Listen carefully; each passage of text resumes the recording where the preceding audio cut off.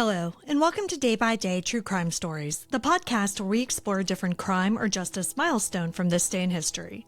I'm your host, Kona Gallagher, and today is October 11th. On this day in 1925, it was a cool October evening in Chicago's South Side. Inside a dim garage, a man waits in the shadows for a stolen car to arrive. This should have led to a routine arrest, paperwork, and then home. But this night won't end the way anyone expects. By dawn, police will surround the building. A young federal agent will lie dead, the first in the Bureau's history to be killed in the line of duty.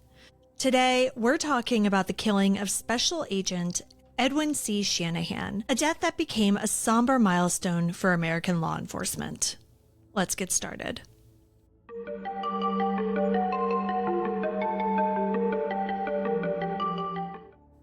Edwin Shanahan was a Chicagoan through and through.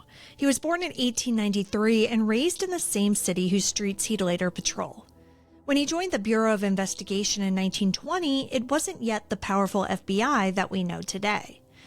The Bureau was still young and was still defining what federal law enforcement even meant. Agents didn't have the weapons, the training, or the legal authority that they'd have decades later.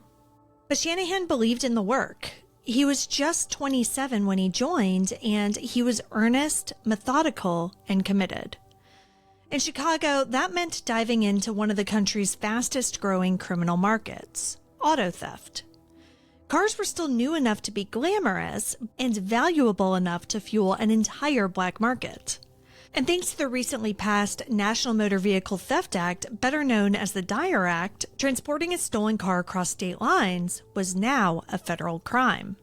By 1925, Shanahan's investigations had put him on the trail of one man in particular, Martin J. Durkin, a professional car thief and known gunman. Durkin was the kind of criminal agents feared the most. He was armed and ruthless. He'd already shot and wounded several police officers. The Bureau's own files described him bluntly, quote, "Durkin will shoot to kill upon the slightest interference," end quote. And yet, when word came in that Durkin planned to stash a stolen car at a South Side garage, Shanahan took the assignment. It was exactly the kind of case that he'd been trained for, a simple arrest under the Dyer Act.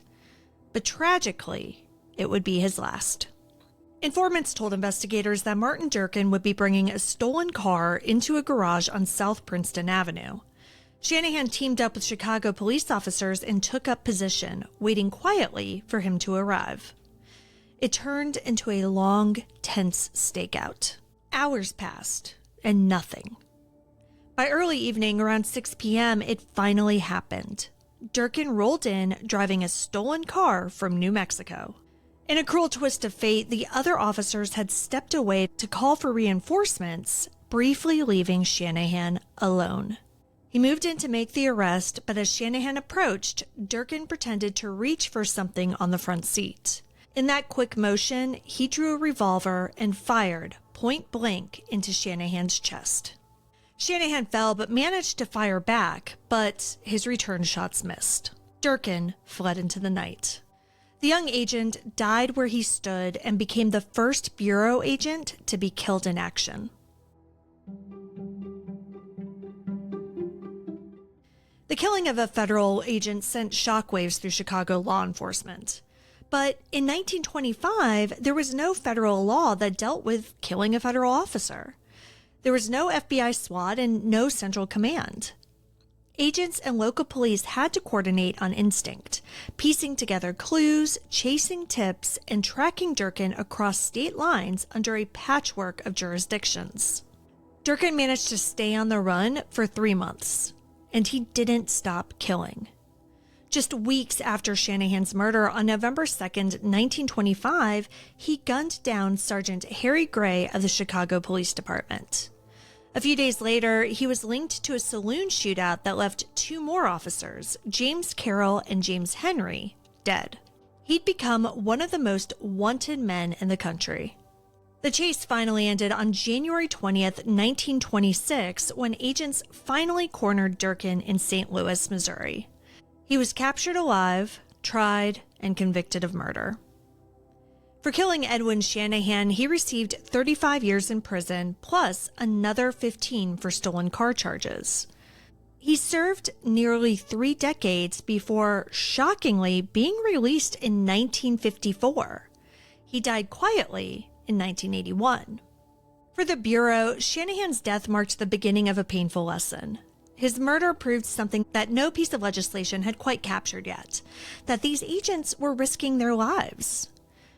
In the years that followed, the Bureau modernized. Training toughened and their authority expanded. And by 1934, killing a federal officer became its own federal crime in a direct response to tragedies like this one. Today, Special Agent Edwin C. Shanahan's name is carved into the FBI Wall of Honor in Washington, D.C. He's buried in Mount Carmel Catholic Cemetery in Hillside, Illinois, alongside his parents. Now, a century later, the FBI still marks him as the first fallen agent in its history. Modern law enforcement memorials like the Officer Down Memorial page keep his story alive. One entry reads simply, quote, "Your heroism and service are honored today, as they will be for all time," end quote.